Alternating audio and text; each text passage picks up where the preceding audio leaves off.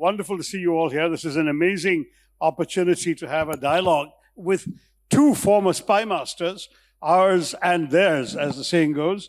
We have A.S Dulat and General Asad Durrani. They're basically born 7-8 months apart in undivided India. They went on to become heads of their own country's national intelligence organizations. And some of you may know they actually wrote a book together called Spy Chronicles, RNAW and ISI, The Illusion of Peace, which of course I think got Durrani Sahab into more trouble in his country than Dulat Sahab got into trouble in ours, because he was not allowed to leave Pakistan, etc., and was prosecuted. But anyway, they're both together here now to talk to us. And I think I want to ask them both the same question to begin the conversation. And that is, you know, the subtitle of the show is Locked in a Deadly Embrace or something. And my question is, the narrative from the Indian side over the last quarter of a century at least, and you could go right back to 1989, 1990, when the phenomenon of terrorism started hitting us. The narrative from the India side is, we are the country that sees the merit in having peace with Pakistan. We are focused on our development, on our growth. We don't want to waste our attention, our resources on an unproductive and futile conflict with those guys. Therefore, as far as we are concerned, we want peace. But every time we sincerely make an effort for peace, we find on the other side either a partner unready for peace or unwilling and unable to prevent those who want to thwart peace. So example after example, we all know the stories. Vajpayee Sahab goes to Lahore in 1999, makes that conciliatory speech from the Lahore minaret. What happens? Kargil follows within a few months. You have the extraordinary years of peace initiative after 2611. The Pakistan foreign minister is in Delhi to sign a liberalized visa agreement, and 2611 happens in Mumbai. 166 Indians and foreigners killed. Modi goes to Nawaz Sharif's birthday and granddaughter's wedding, much bonhomie, exchange of gifts and so on. What happens within 3 weeks? An attack on India's airbase in Pathankot. Every single peace initiative from India, as the Indians see it, has been betrayed, undermined, or destroyed by willful terrorist action from Pakistan, which the government or the authorities they're talking to from India, from Delhi, prove unable or unwilling to prevent. So they say, what's the point talking peace with Pakistan? Dulat Sahab, what is your answer? Can we ever move away from this logic? Is peace even a prospect? Absolutely, we must never give up on peace. It's something that should be natural to our two countries. We were one once upon a time. And I can tell you, being a Punjabi and a Sikh, that if you go to the Punjab, there's a very strong feeling that we should, open up with Pakistan and have better relations with Pakistan. So it's not as if nobody wants peace with Pakistan. And even if we go to Kashmir, I'm not a Pakistan expert, let me state that at the outset. But over the years, I've developed friendships with Pakistanis, and General Durrani is a very special case. That's how we two mad guys wrote a book together. It has never happened, and I can assure you it will not happen in the next 1,000 years. But you have not responded to my summary of the narrative as we see it. How would you dispel if you were advising an Indian Prime Minister today who believes exactly what I have told you? How would you tell him why it's worthwhile to talk to Pakistan? I would advise the Prime Minister in the same way that I had advised a Prime Minister that I had the privilege to serve with for 5.5 years, which was Prime Minister Vajpayee. 2 years in the RNAW and 3.5 in his PMO. And he himself believed, I didn't have to tell him anything because I couldn't, he was too big. But he himself believed that this permanent confrontation with Pakistan had to end. And he did his very best. As you know, he took that bus to Lahore. Kargil, happened. And despite Kargil, we invited the general to Agra. Unfortunately, the summit failed. Yep. And I can tell you that Vajpayee came back very disappointed from Agra because he was hoping that something would come about in Agra. But unfortunately, it didn't happen. And because of that, we wasted 3 years. And then what does Vajpayee do? He goes to Srinagar. The last time that I can think of a prime minister going to Srinagar and making a political speech, this was April 2003. He goes to Srinagar and he tells the Kashmiris there in a public meeting that I have stretched out my hand for friendship twice with Pakistan, and twice Pakistan has let me down. But I'm going to do it again. I'm going to do it one third time. And he did it. He went for the SARC summit in January 2004. He went to Islamabad. And that was a very successful visit. Yeah. And but unfortunately, Vajpayee came back and lost the election, and that was the end of Vajpayee. But the story Manmohan doesn't Singh continued the story. That's what I'm saying. Dr. Manmohan Singh was even more committed to peace with Pakistan. That's right. And he tried his best. But somehow the best was not good enough. No, if you ask me... It was good enough from our side. It wasn't. No, it was not good enough from our side. Let me say this, that there was a huge window of opportunity in 2007. And I think we missed out on that. Because Musharraf, and let me say this very clearly, that no other Pakistani leader was as reasonable as Musharraf was, despite Kargil or in spite of Kargil. He said not once but repeatedly that whatever was acceptable to Kashmir and Kashmiris would be acceptable to Pakistan. Now this is a big thing for a Pakistani leader, a prime minister or president to say. And he said this. And he was waiting for Dr. Manmohan Singh. I can tell you that what we call the Hurriyat, the separatist leaders, their last visit to Pakistan was in February 2007. And when they came back from Pakistan, the message they came with was that Musharraf wants peace. He's ready for peace.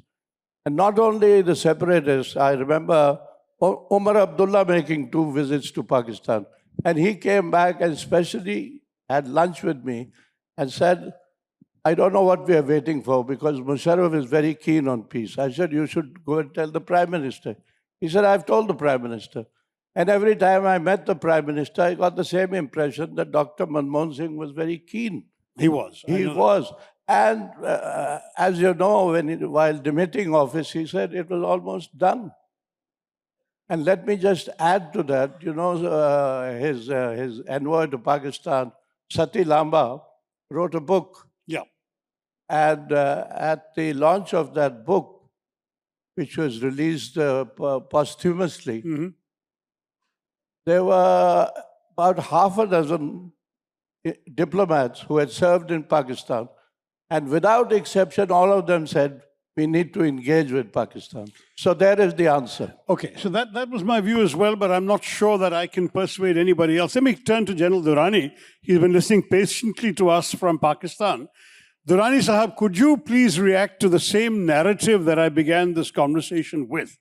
In other words, what would you as a Pakistani say to a skeptical Indian leader who says, how can I talk peace with Pakistan when you are unable or unwilling to control the terrorists who can destroy that peace? What would your answer be, sir? I will not react to this question. I will not suggest anyone come up with a narrative so that I can present a counter narrative because that never finishes. But what I can actually agree with is, it's not easy within the 2 countries to make peace. And that is where Mr. Dulat has already set the stage correctly. And in the book, if my assessment was, there is a good reason why it doesn't happen, because changing the status quo requires a huge amount of price. It costs. Peace has a cost. Compromises have to be made. And if one side or the other or both are comfortable with the status quo, they think they can manage it, they can, handle an odd episode here and there, they will not pay that price because that price is often greater That's the price of conflict.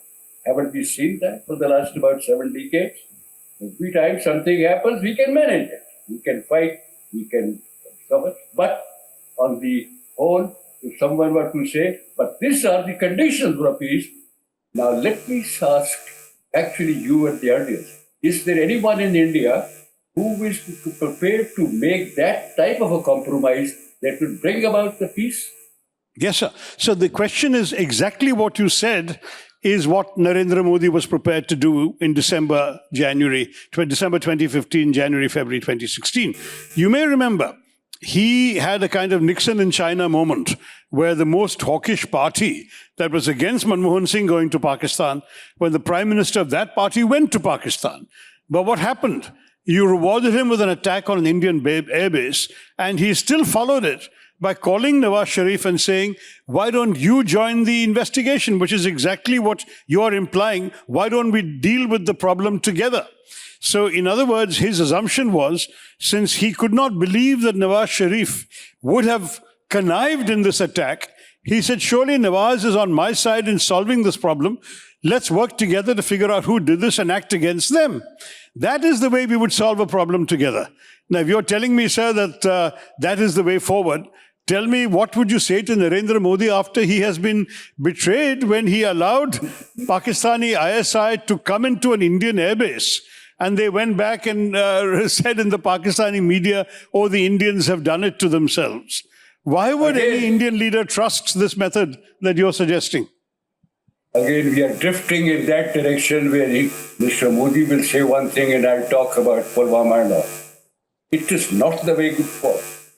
You know, a couple of suggestions that were made were, regardless of your position, find out that common minimum denominator and start from there, build up the big edifice based on that. It may be a little chat here and there, a trading one. Bus was once run and it was doing fine. Find out why it was stopped.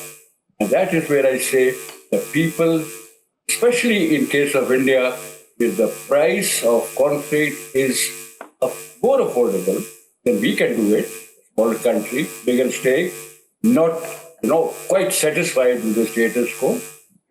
So that type of a price he will not pay. In fact, what Modi has done us a great favor. By upsetting the capital cards, he has moved that level of status quo to another level, which is becoming unmanageable. One can see what happens in Kashmir. And every time these things happen in Kashmir, people on this side may find a reason to rejoice.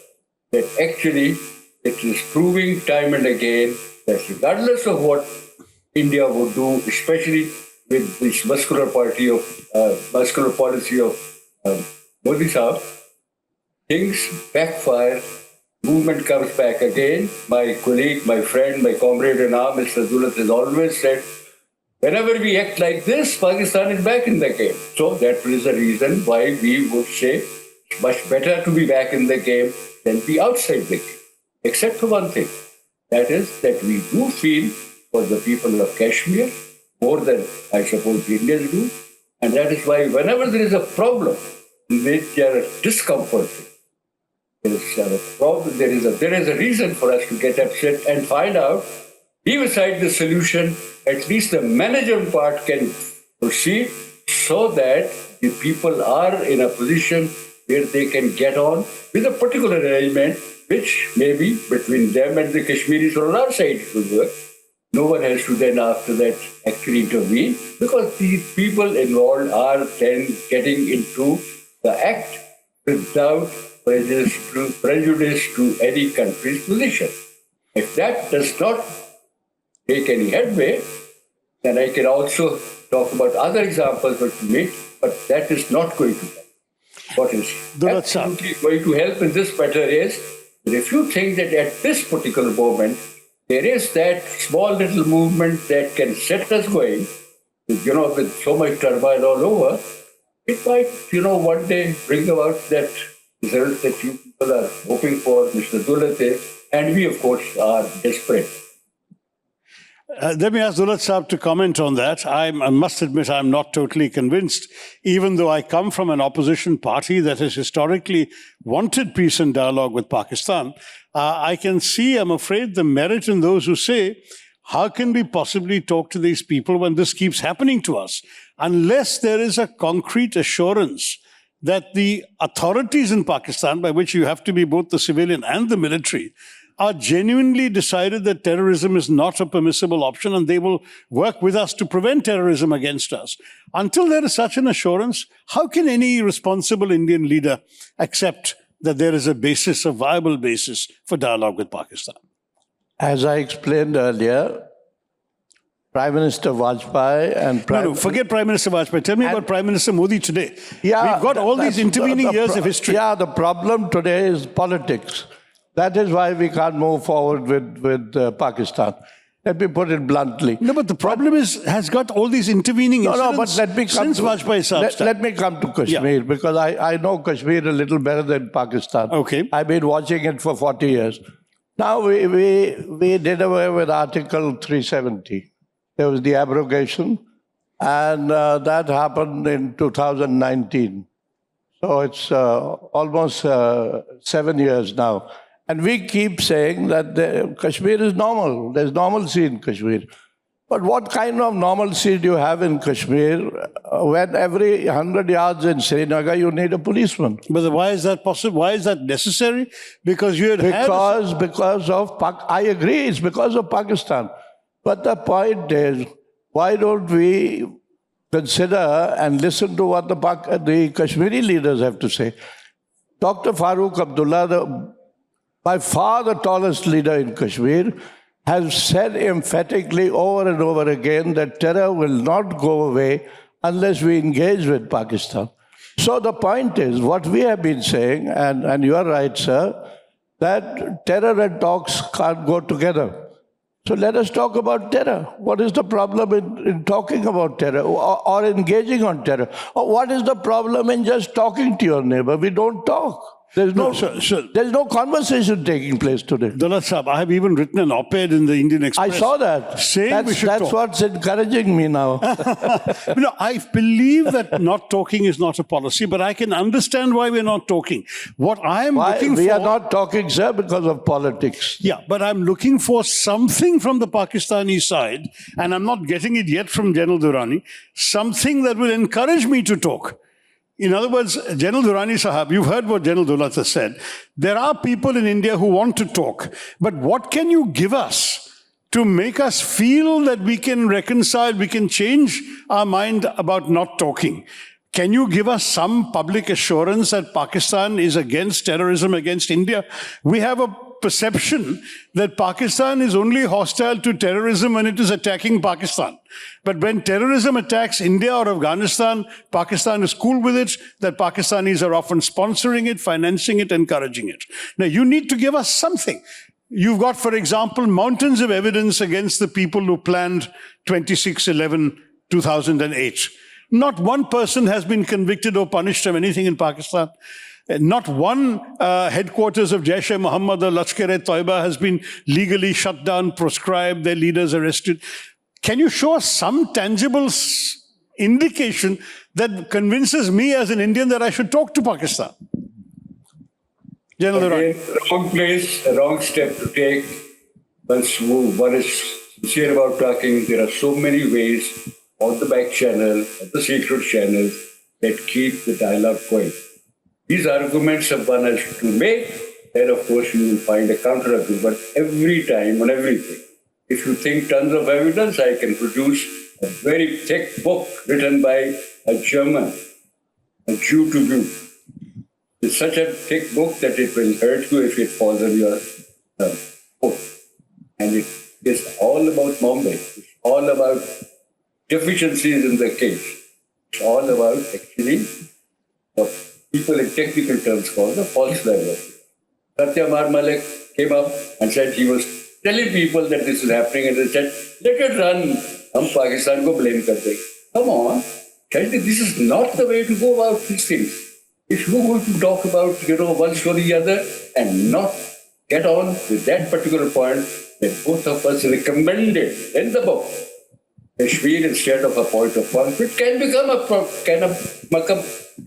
a bridge between the two countries if you use little bit of sense, not talk about conditions, not about what the others would say. That will come in the meantime.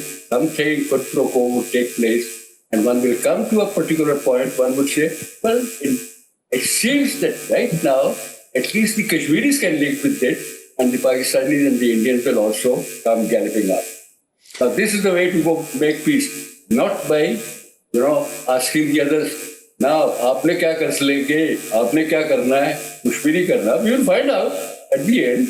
Ultimately, once the peace takes place, both of them would have to give up some of it. Otherwise, there would be none. Fair enough. All right. So we have to give up something. They also have to give up something. One of the questions that comes to mind is, at bottom, India is a status quo power. We are happy more or less with the way things are, though we claim officially POK. Bottom, the perception is no one in India is going to stir to do anything about it, provided we are left alone on our side of the LOC. Pakistan, on the other hand, is not a status quo power. It's a revisionist power. It wants something it doesn't have. It wants control of the Kashmir Valley. Now, the question is, when the two starting positions are so fundamentally irreconcilable, what do we talk about, Dulat Sahab? No. There's no question of Pakistan taking over the valley or wanting the valley. I think that's a dream that's long been lost. You can ask General Saab that. And I can take you back to 2001 when 9/11 happened. And Bush read the Riot Act to Musharraf, that either you're with us or you're against us, kind of thing. If you're not joining the war against terror, then you're not with us. And the Kashmiri reaction was that if these guys can't look after themselves, how the hell are they going to look after us? They're good for nothing. So Kashmir has gone out, Pakistan has gone out of the Kashmiri mind. Yeah. But we keep bringing it back because we do nothing in Kashmir. We don't want to. Now I give you another example. 2019 happened. The abrogation happened. I was at a lit fest in Chandigarh, what they used to call the military lit fest. I was invited there, I couldn't. And there was Ram Madhav sitting next to me. Ji. And Ram Madhav said, don't worry, we've given an assurance, statehood will be returned shortly. Now it's 7 years, and poor Omar Abdullah keeps crying and keeps coming to Delhi. I think he's given up hope now. He realizes what Delhi is all about, that he's not going to get statehood. No, the Kashmiri realizes he won't get statehood. That's the reality, I'm telling you. No, that will change. I think for whatever reason, the government is holding on to that as a lollipop to be given later.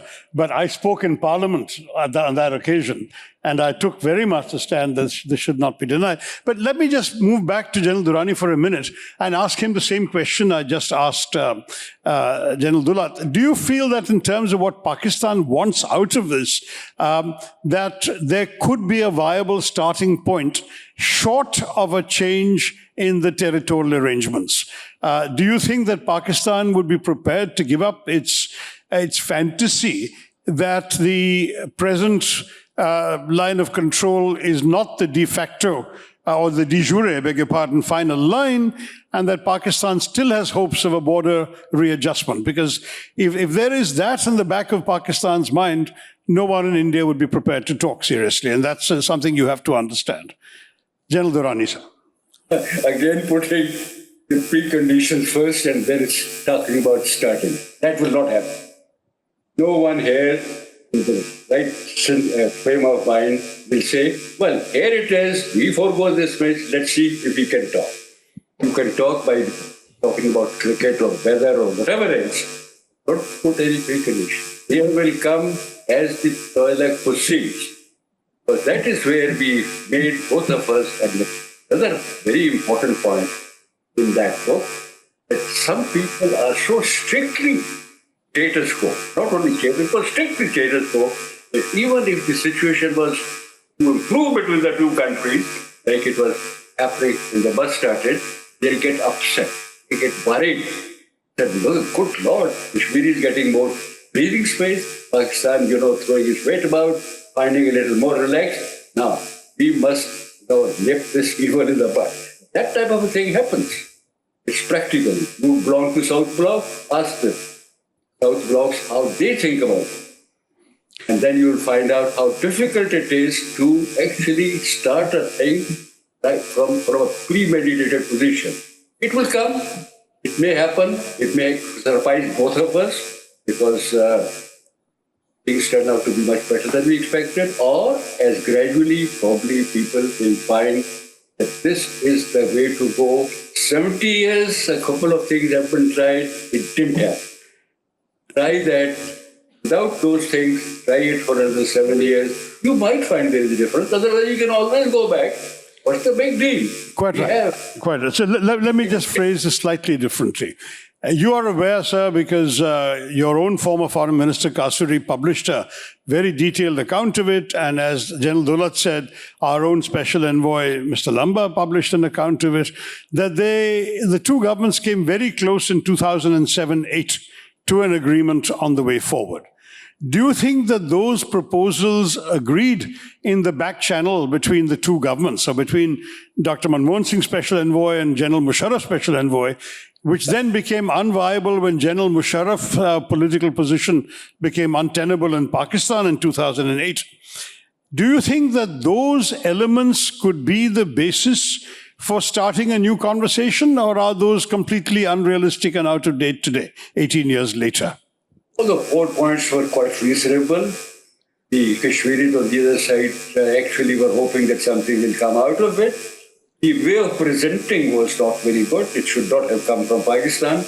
Then the other side would think that there may be something more in it when we read it.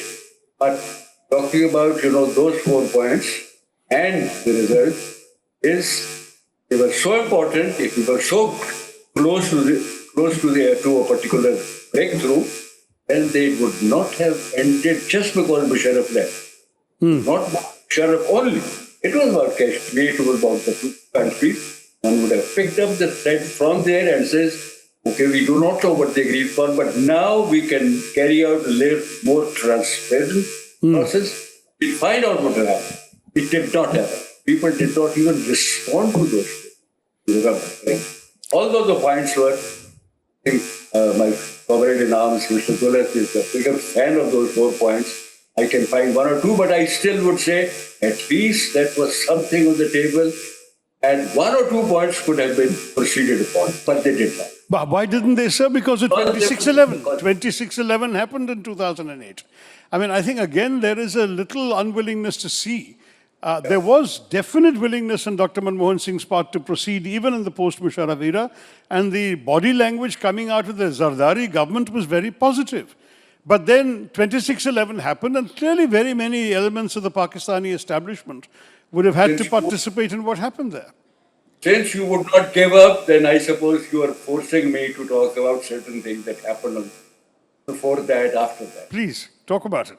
I will once again resist it and say, please do not provoke that, because even when Nawaz went for the coronation of Modi the first time, he went there against, he took great risk, and he was attacked by your foreign secretary. Now, these things can be talked about, and then you will find out that Modi's landing to attend the granddaughter marriage was not out of any goodness of heart. He'd badmouthed Pakistan in Dhaka and Kabul, and now he was there just to show, regardless of I do, these people will refuse it. That is why I said these are not the arguments to start with. If you think that it has not worked, find out something else, and maybe you can have some hope. As far as the timings are concerned, timings are very important, and that is where one says people keen to keep the status quo will scuttle these efforts just at that time when it was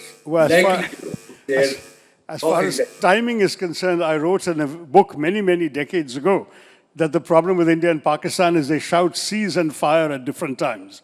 But anyway, Dulat Sahab, how would you react to this same question of whether the Kasuri Lamba revelations constitute a viable basis for dialogue, or whether they are now overtaken by events? Definitely, definitely, they were a basis for dialogue and taking things forward. But now I don't think anybody is willing to talk about Musharraf's four-point formula or whatever it was. Basically, there is only one point and there is only one way that there can be a settlement. You know, if you talk to the Kashmiris, he says, I want a full and final settlement to Kashmir. There is no full and final settlement, let me tell you. It will never happen. But there is a way to settle, and that settlement is on the line of control. All you need is 1 point. You don't need 4 points. You settle on the line of control, you'll have peace for the next 15 years. And this is what Farooq Abdullah has been saying. If we are willing to do that, are the Pakistanis willing to do that and surrender their public claims? Well, when Musharraf said 4 points, this is what it meant. This was the crux of the whole thing. The rest was only cosmetic, you know. But the cosmetics were important. They were important. Joint, they could have happened, coming and going and trade. And, joint institutions. Yeah, that's okay. That was easy. But the basic thing is, we can only settle on the line of control. And it can happen, it should happen. Right, sir. Okay, let's not go into these existential issues on which you and I and General Durrani cannot solve it right now. Let me turn a slightly different subject. The two of you wrote a book together. And it raises a very good question, which is, do you think that you spies understand each other better than we politicians do, and that certainly generals do across the borders? Are you perhaps in a better position to resolve our misunderstandings than the politicians are? That's a beautiful question. It's a great question that I would love to answer. Because, you know, you mentioned 26/11. And a lot of things happened after 26/11. There was a lot of apprehension in the West that these two nuclear-mad countries might go to war and things like that. And that's when the Track 2 started, initiated mostly by the United States and Britain. And to begin with, all and sundry, everybody was invited, and I attended some of those Track 2 meetings. And then the military people said we should have an exclusive Track 2. So there was a military Track 2 between India and Pakistan. And then my friend General Durrani suggested that if there can be a military Track 2, then why not an intelligence Track 2? And the intelligence Track 2 actually brought out the most honest and truthful results. Now, I'm not saying that spooks can solve everything. Spooks are there only to advise at best. The settlements have to be made by people like you, sir, by politicians. But I can make a suggestion to you now, having read your op-ed, this thing in the Express, that if you are prepared to go to Pakistan, I'm willing to accompany you. And let's go and check it out there. Let's go and check it out. I think we'll have to ask Mr. Modi first whether he'd like that or not. Durrani Sahab, would you like to answer the same semi-irreverent question? Are you spies and intelligence officers better equipped to take understanding forward than perhaps we politicians are, or than generals are in the army? And I'd like to answer this question, but let me also, talk about a later thing first. Someone from RAW is scuttling, sabotaging our present dialogue. And they keep disturbing me by their messages, by interfering with my voice. I hope you are listening me loud and clear. Yes, sir. Then ignore them. I'm being distracted by your own organizations, people who are working. But as far as the trust is concerned, the reason is simple. Why people in the spy business or intelligence business, why is it something called quite different? Become more honest and become more trusting, because they cannot afford to tell lies. They were to lie, then of course, the next operation, or that is the CN on the own side, may cause more damage than otherwise it is done. Examples, how the CIA always, comes up with W in written force. They have to put themselves in the shoes of the other people, and that's why develop some sort of an apathy colitis in the terms that you use in diploma.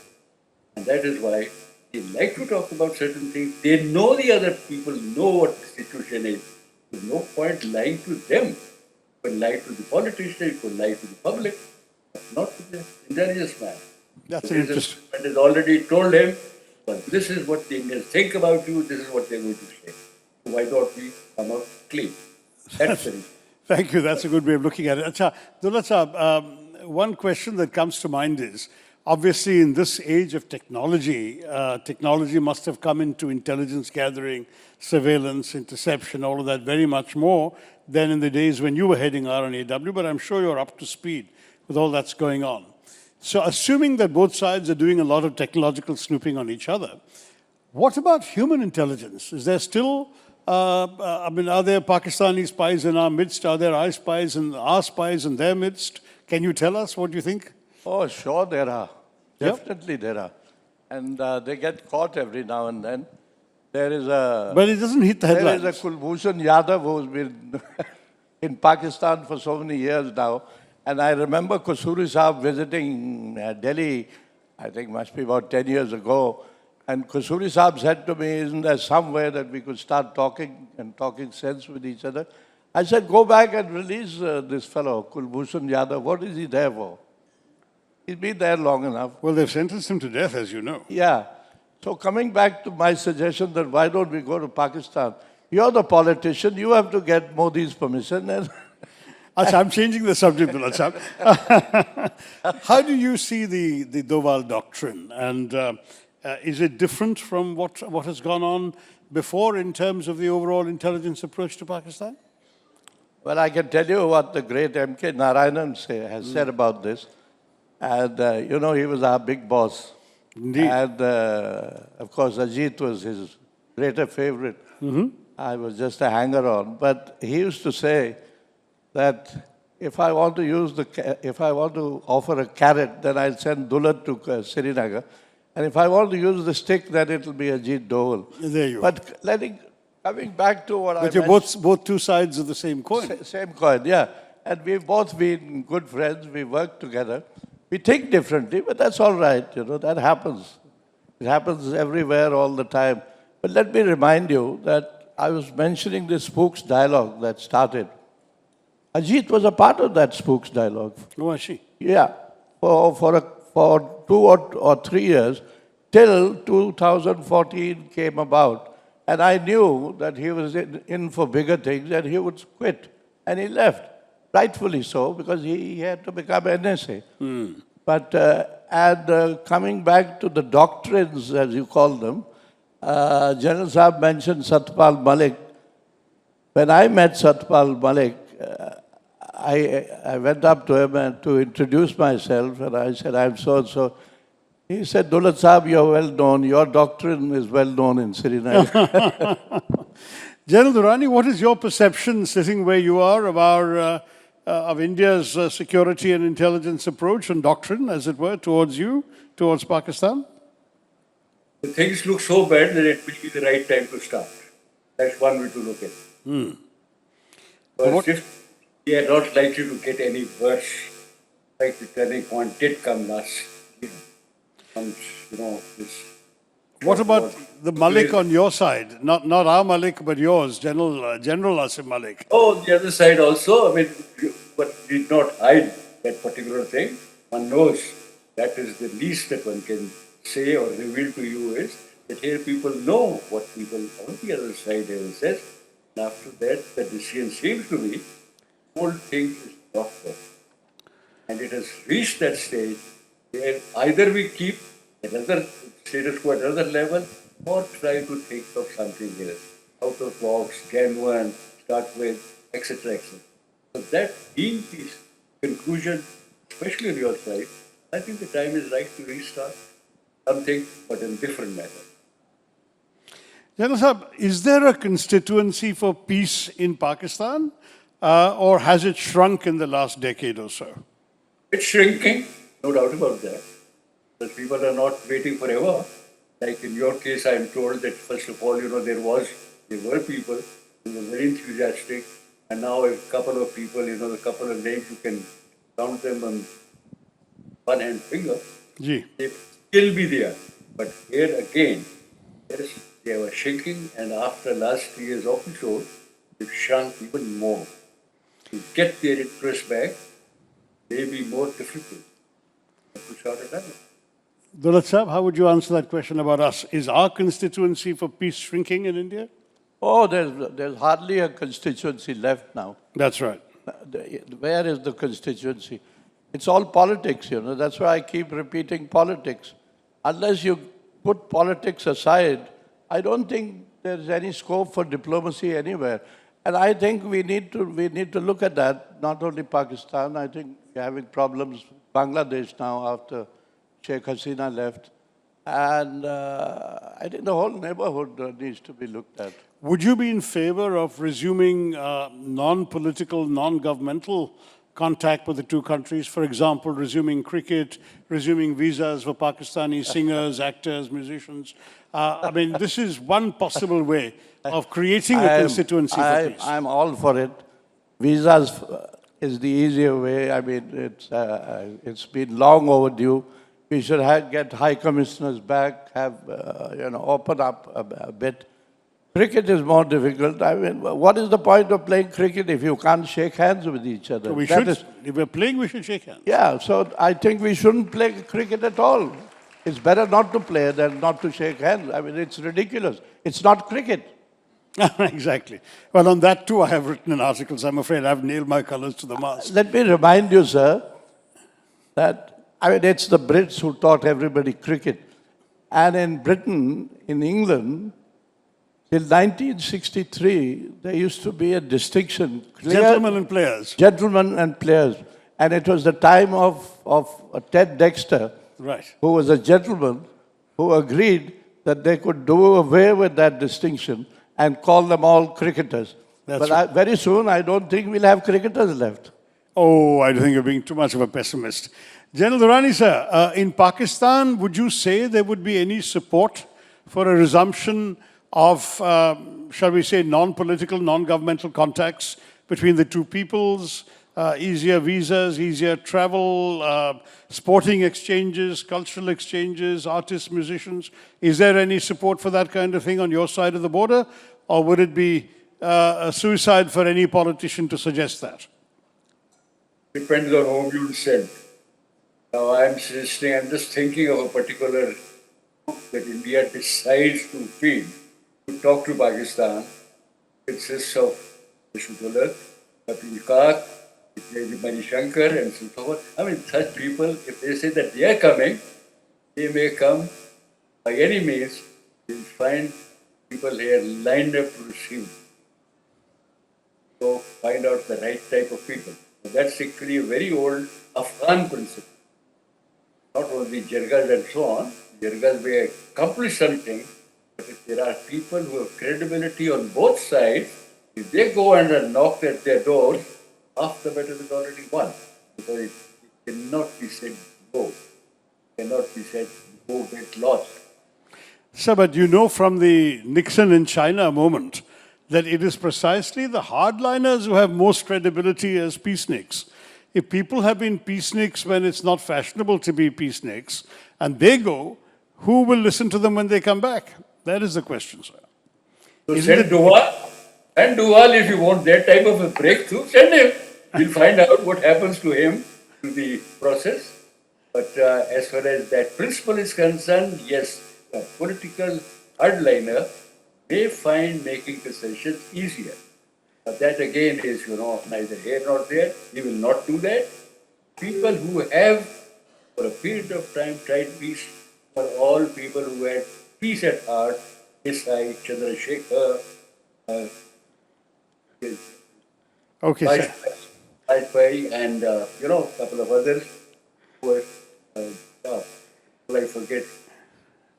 Okay, well, we have just 1 minute left. Let me ask you to give us a final sort of 2-sentence message to the Indian people at the end of this conversation. What would you like to leave us with? We just have 1 minute left in the time. Please, General Durrani. And then I'll turn to you, Dulat Sahab, for your 1 sentence back. I don't have to give a message to the people who already know the problem is. They know that in this equation, the initiative or the onus of trying a breakthrough is of their government. And their government, since it's not going to do that, so their first guns have to be turned towards them and says, stop. Now that is the message. You can tell your people, force your government to move, there will be enough responses. Thank you, General Durrani. General Dulat, Mr. Dulat, my good friend, do tell me, what would you want to end this conversation with if you were conveying a message to your good friend, General Durrani, from here? Let me end with a quote from my favorite poet, Aga Shahid Ali, the renowned Kashmiri American And poet. an old friend of mine from our university days. Passed away, sadly. Yeah, it's sad. He says in a short poem, his latest book of selected poems is just out, called The Last Speaker. And there's a short poem there called Farewell, in which he says, if only somehow you could be mine, what is it that would not be possible in this world? Now, this he wrote in the context of the exodus of the Kashmiri Pandits from the valley in 1990. But General Saab will remember that we use this as an epigraph in our own book. And that's how the book starts. I think General Saab has disappeared. But the whole idea of this book that we wrote was to somehow promote peace between the two countries, to make people think that peace is possible. And that's where I would end. And I think peace is possible. I agree with you entirely that I'm not the best guy to go to Pakistan because, you know, I'm regarded as too much of a peacenik. My doctrine won't help. I think, and there is a story to it. I don't know why General Saab is not there. He's aware. No, he's there. He's there. Okay, he's here, but he's still not there. there. Okay, General Saab will remember this story. Once in one of our sessions, the Pakistanis complained that nothing was happening, nothing was moving forward. And it was just when Ajit had just left us. So I said, there is a way forward. And I said, you should invite Ajit Doval to Lahore. And they said, well, that's not a bad idea, but what if he doesn't come? So I said, there's a batchmate of his here, present here. KM Singh was there. And I said, KM can check up. And KM checked up.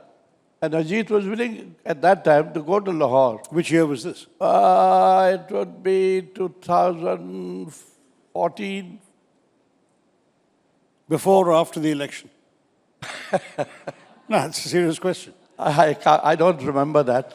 But he was very keen, maybe 2015. Okay. So it would be after the election. But he was a big dad then. And he was ready to go to Lahore. And we conveyed the message. And I know General Ehsan from their side said, great, this should be no problem. But it didn't happen. So Pakistan backtracked, I would say. Not that, I mean, it had to be decided at a higher level, but Ajit was not invited to Lahore. No, it is one of the tragedies that there's always one side willing to make peace when the other side is not, and vice versa. I'm afraid we'll have to leave it there. Our time is up. Thank you very much, General Asad Durrani. Thank you very much, Mr. A.S Dulat. And thank you all for listening so patiently. Thank you very much, Dr. Tharoor. Thank you. Always a pleasure, sir. Always a pleasure. Thank you very much.